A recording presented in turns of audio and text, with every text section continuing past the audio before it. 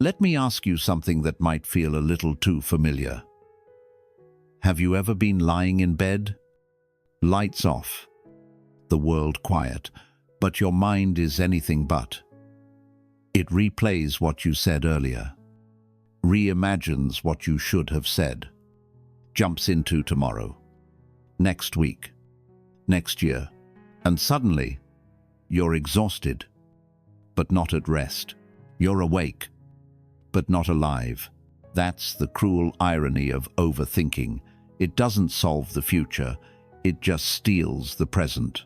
Marcus Aurelius once wrote, "You have power over your mind, not outside events.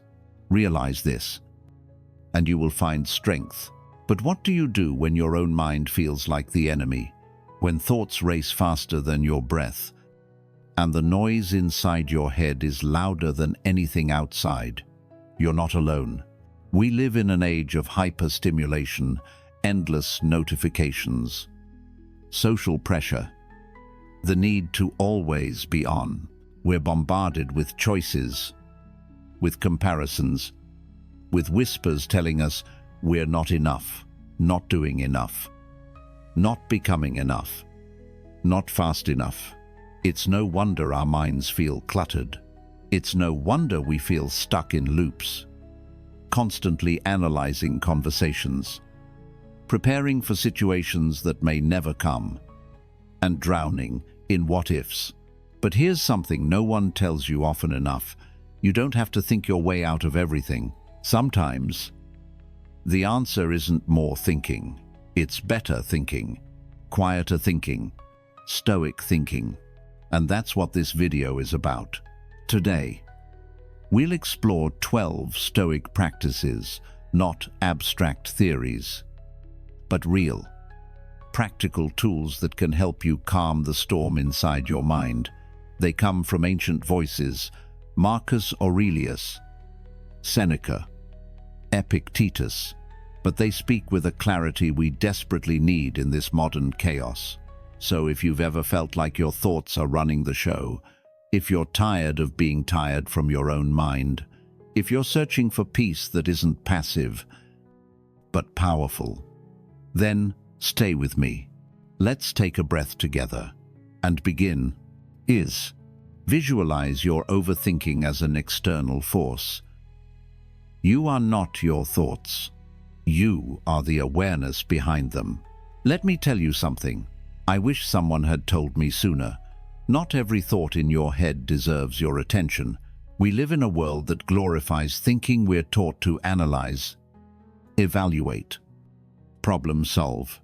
But what happens when the mind becomes overactive?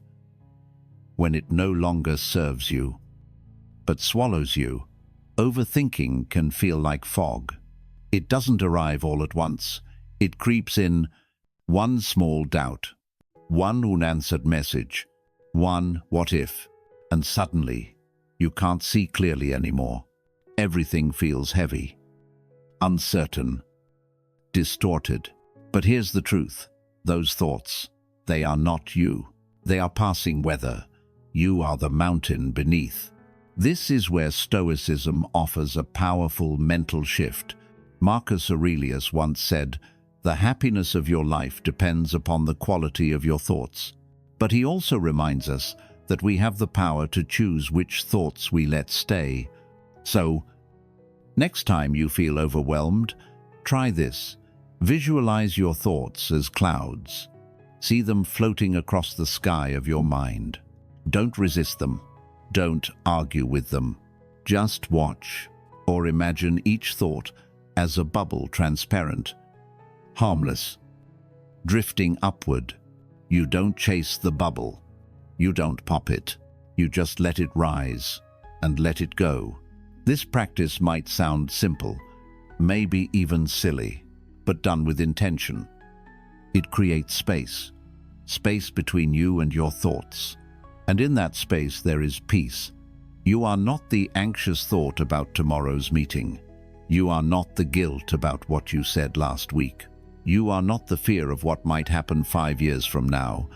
You are the observer, the witness, the stillness beneath the storm. It takes practice, You won't get it perfect, but every time you choose to watch the thought instead of becoming it, you reclaim a little more of your mind. So next time overthinking shows up, don't wrestle it. Don't fight the fog. Just return to this image. A vast mountain, unshaken, majestits, and the thoughts just clouds passing by. Take control by refocusing your energy. Where your attention goes, your life flows. You ever have one of those days where your mind feels like a dozen browser tabs are open and every single one is buffering? Some are replaying that awkward conversation from earlier. Another one is predicting everything that could go wrong next week. And somewhere in the background, one tab is quietly whispering that you're not doing enough. It's exhausting, isn't it? That's the thing about overthinking. It drains your energy. Not because you're weak, but because your attention is scattered. It's like trying to pour water into 10 different cups at once. Nothing ever fills, and you are left depleted. But what if instead of fighting to close all those mental tabs, you simply chose one thing to focus on? Seneca once wrote, "True happiness is to enjoy the present without anxious dependence upon the future." That's not just a quote, it's an invitation to stop spiraling and start anchoring. Here's the practice. When your mind begins to race, gently bring it back to something real, the now. Maybe that means doing the dishes, really feeling the water. Maybe it's going for a short walk, no podcast. No destination, just you and your breath. Maybe it's cleaning your space, lighting a candle, or folding laundry with full attention. It doesn't have to be fancy. It just has to be full, because presence, even in the mundane, is powerful. It trains your mind that it doesn't have to live in the future to feel safe. It reminds you that control isn't found in predicting everything. It's in choosing where your energy goes. This isn't about avoiding your problems. It's about building strength moment by moment by reclaiming the only thing that's ever truly been yours. Your focus. Every time you refocus, you build a mental muscle, a quiet confidence, a sense that maybe, just maybe, you're not as lost as your mind tells you. You're just scattered, and scattered things can be gathered. So the next time your thoughts feel like a storm, don't try to stop the wind. Just place your feet on solid ground. Pick one small thing. Do it with care. And in that simple act, you'll remember, you still have power. And where you place your attention is where your peace begins. Embrace impermanence and practice letting go. You are holding on too tightly to something that was never meant to stay. Let me ask you a quiet question. When was the last time you replayed something in your head that was already over? Maybe a moment from 5 years ago, a relationship that ended, a comment someone made that you still can't forget, or a decision you keep wondering if you should have made differently. And somehow, it still lives rent-free in your mind, still pulling energy from you, still tugging on your heart. That's the thing about overthinking. It doesn't just live in the future. It loves to camp out in the past, in regrets, in could-have-beens, in what-ifs. But here's a gentle Stoic truth. Nothing is permanent.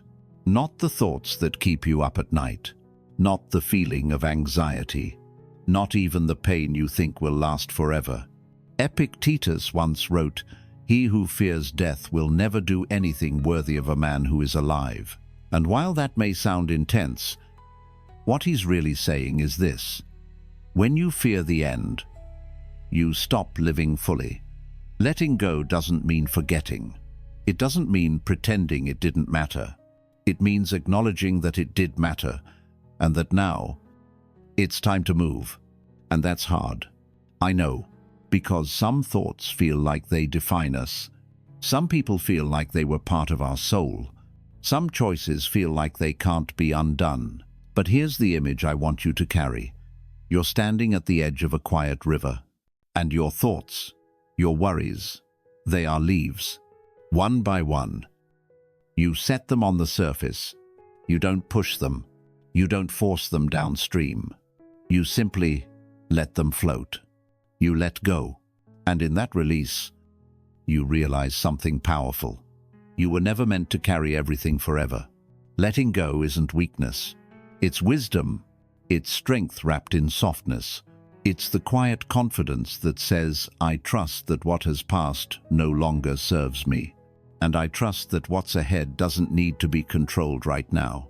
So the next time you feel that old thought rise again, that familiar ache, pause, breathe, and ask yourself, is this worth renting space in my mind today?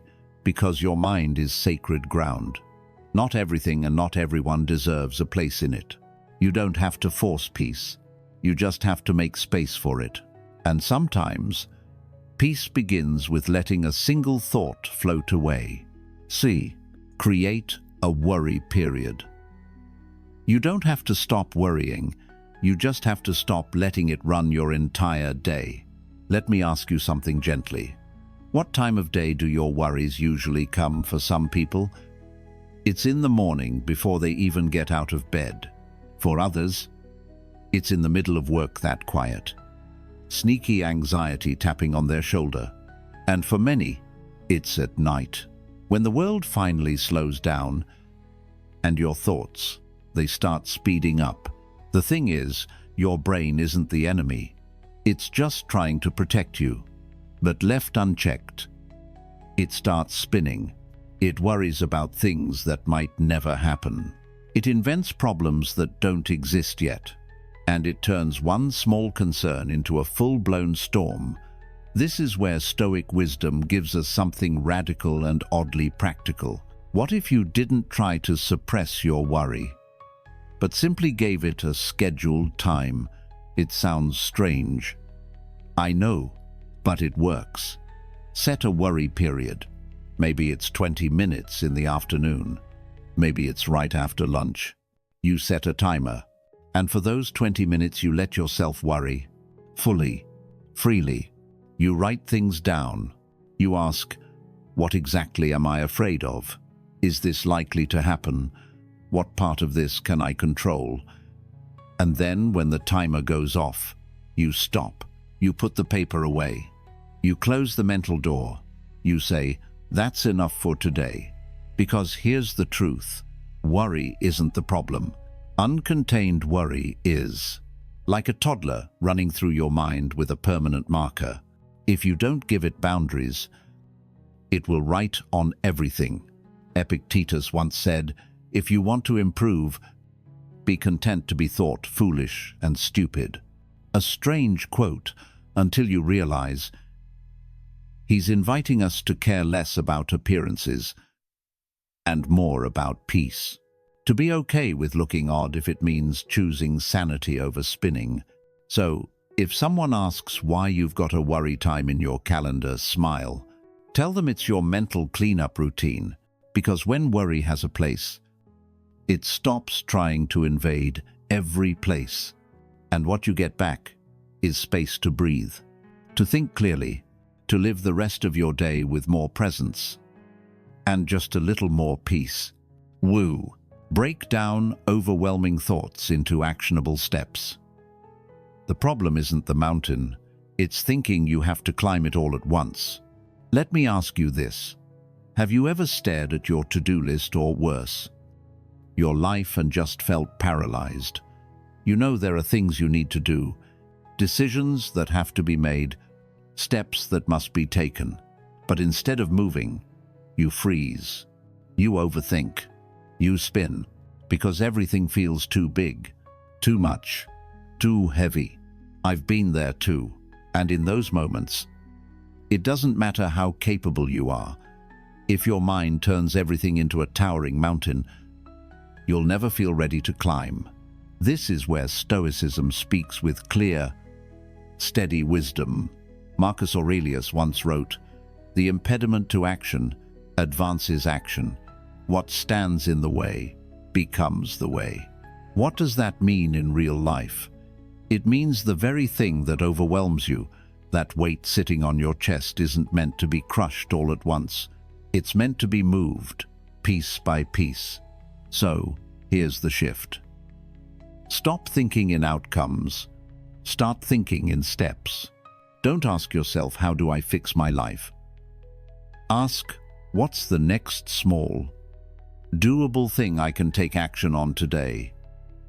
Maybe it's sending that one email, or making your bed, or walking outside for 10 minutes, or opening the notebook where you've been avoiding a decision. It may feel insignificant, but it's not, because action, any action, clears mental fog. It shifts you from thinking mode to doing mode, and in that movement, confidence begins to grow.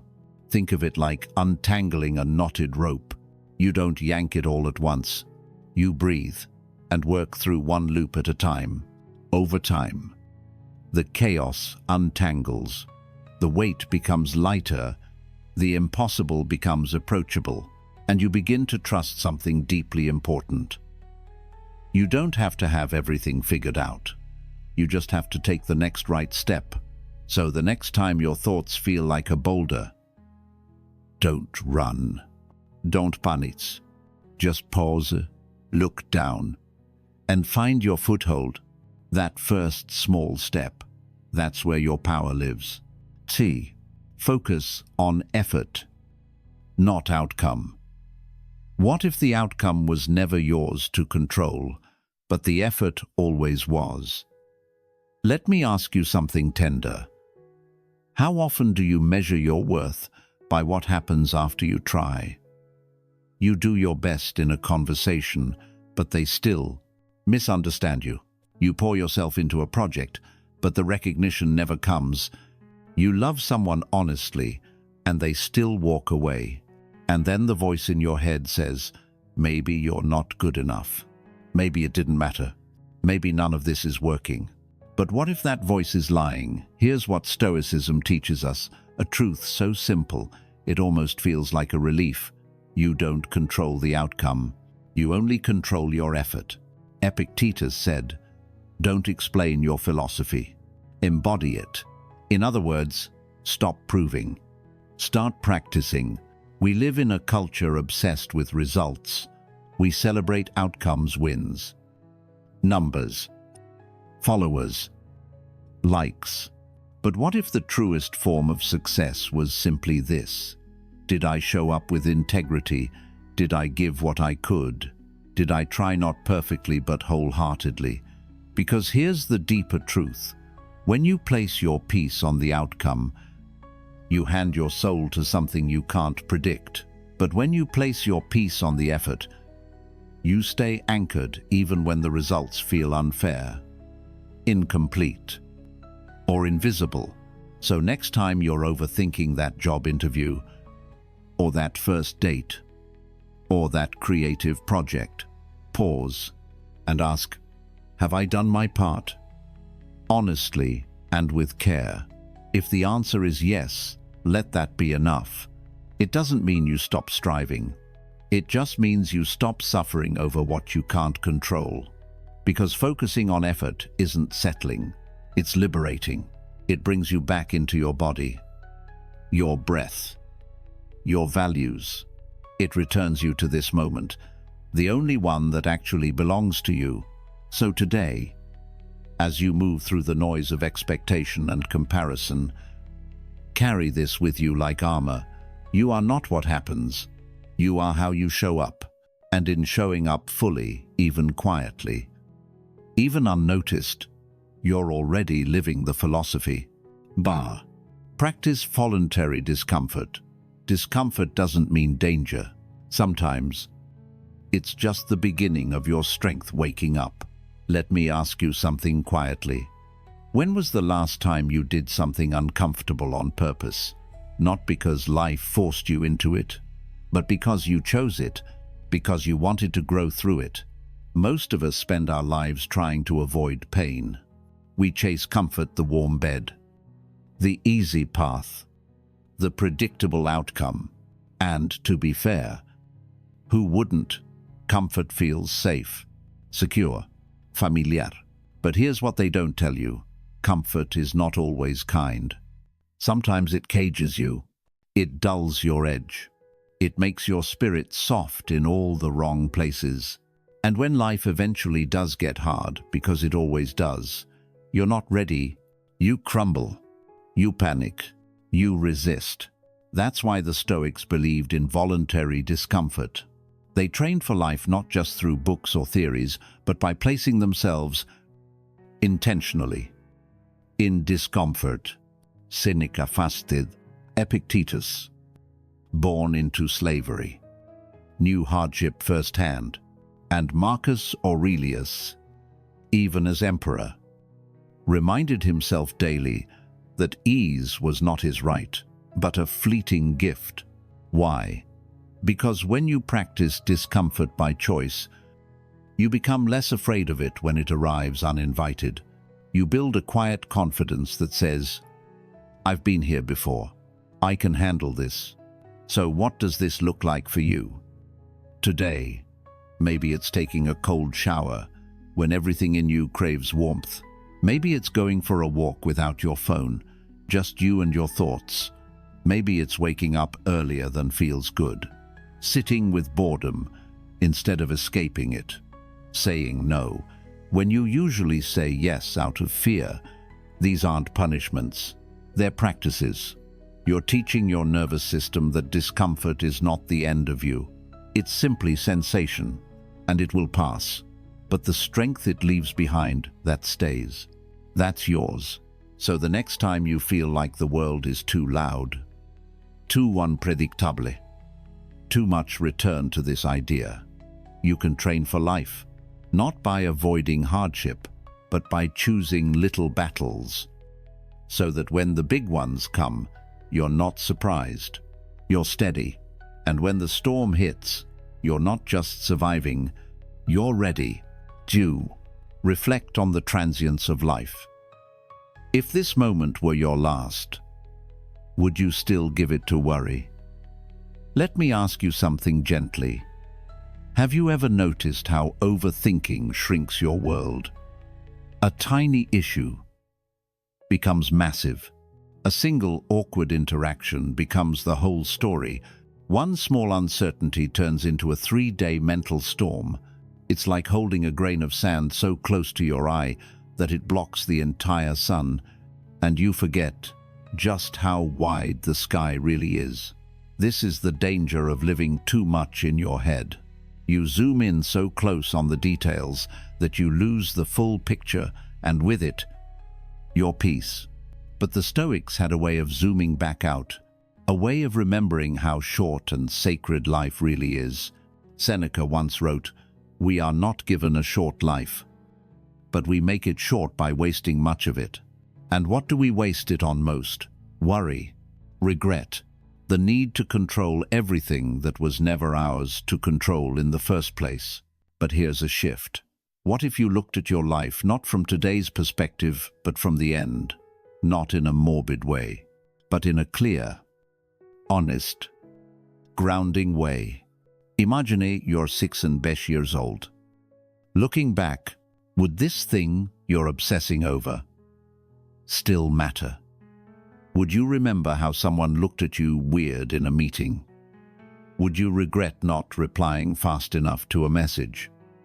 Would you still be angry about that missed opportunity? Or would you wish you had laughed more, forgiven sooner, held your loved ones tighter, and let yourself live with a little more lightness? Life is short, not because there's not enough time, but because we give too much of it to things that don't matter. So here's what the Stoics would have you do. Let mortality sharpen your clarity. Let the impermanence of everything help you loosen your grip. Let the fact that this moment won't last make it more precious, not less. Overthinking thrives in the illusion of permanence. But when you remember that everything passes, the worry, the fear, even you stop clinging, you soften, you breathe. you start to live. So next time you catch your mind spinning about something small, ask yourself, will this matter a year from now? Will it matter when I'm old? Would I rather give this moment to worry or to life itself, and choose accordingly? Because this moment is a gift, and gifts aren't meant to be wasted. Sure, seek wisdom from outside yourself. You're not weak for needing help. You're wise for seeking it. Let me ask you something honest. How often do you feel like you're stuck not because there's no way out, but because you've been trapped inside your own mind too long? You replay conversations. You try to solve problems from every angle. You ask yourself the same questions over and over, hoping that maybe this time the answer will finally appear. But it doesn't. And the more you think, the more tangled everything becomes. That's the paradox of overthinking. The harder you think, the deeper you sink. Here's what the Stoics knew, and what we often forget. Wisdom isn't always found within. Sometimes it lives in someone else's voice.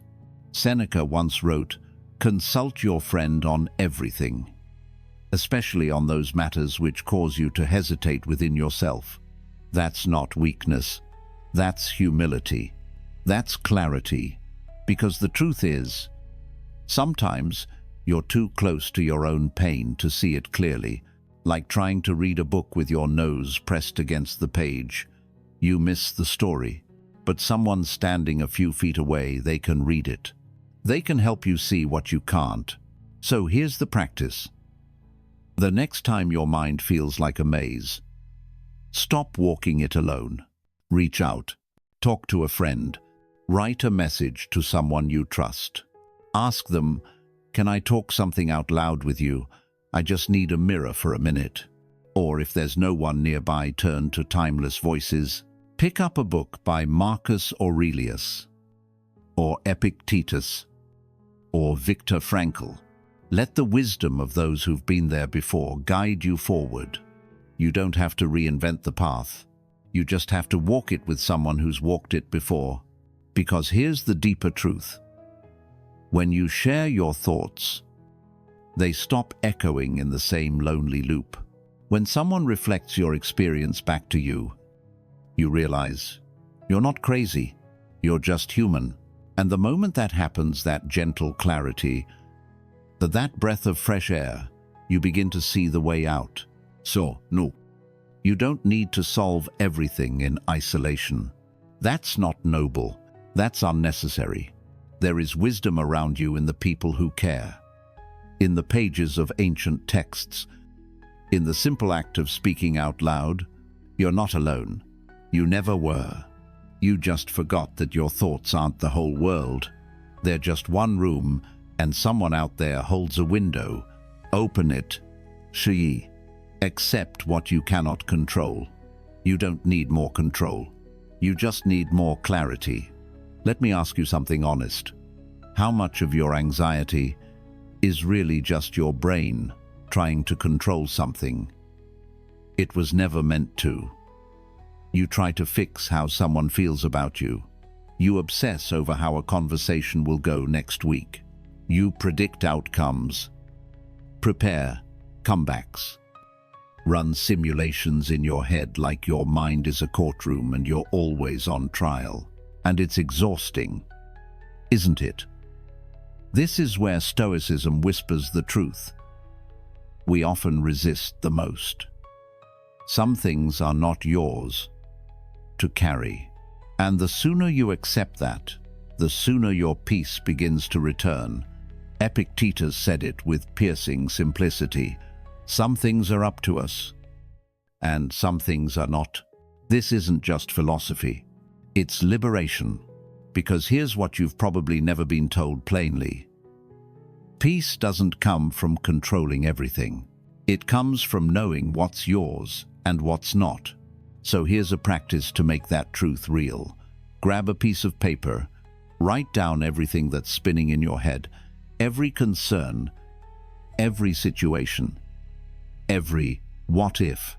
Now, next to each item, ask, Is this within my control or outside it? You'll be surprised how much of what's draining you is living outside your sphere of influence. You can't control how someone responds, but you can control how honestly you show up. You can't control tomorrow's news, but you can control what you feed your mind today. You can't control every outcome, but you can always control your effort, your values, your presence. And when you start living that way, not just knowing it, but practicing it, something shifts. You stop leaking your energy into people and problems that were never yours to fix. You stop bargaining with the wind and start learning how to walk through it steady, grounded, whole. And what's left when you release the rest? Clarity, strength, simplicity, and a strange, beautiful kind of freedom that says, I'm no longer fighting life. I'm flowing with it. That doesn't mean you don't care. It means you've stopped letting caring turn into clinging. You don't have to hold everything. You just have to hold what's truly yours with presence, with purpose, with peace. The rest, you can let go. Sure, slow down and breathe with intention. You don't need to figure everything out right now. First, just come back to your breath.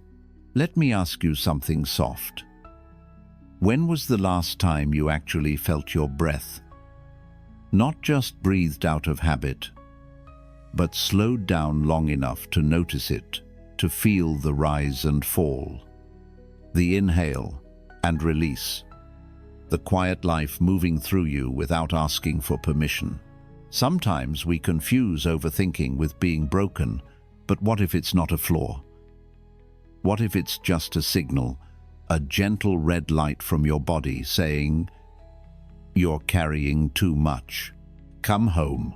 You see, when the mind is overwhelmed, it starts to race. Thoughts spiral. Clarity vanishes. Everything feels urgent, sharp, unsolvable. But as the Stoics knew, the answer isn't to think harder, it's to slow down. Seneca once wrote, "We suffer more in imagination than in reality." And it's true. Most of our pain isn't happening to us. It's happening inside us, fueled by imagined outcomes, invented scenarios, and exaggerated fears. But there's one place imagination can't touch: the breath. The breath is the present moment, always honest, always now, always waiting. So when your mind begins to storm, before you problem solve, before you react, before you run, pause. Just breathe. Inhale slowly for 4 counts. Hold for 4. Exhale for 4. Repeat. It won't solve your problems, but it will create something more important: space. Space between you and the thought. Space between reaction and response. Space where wisdom can finally enter. Because here's what overthinking hates: stillness, presence, slowness. And here's what you are. Beneath the noise, you are not your racing thoughts. You are the witness, the anchor, the calm center in the middle of the storm. So the next time you feel pulled in every direction, don't try to control everything. Don't try to figure everything out in one breath. Just take one breath, and then another, and then another. And remember, you're not behind. You're not broken.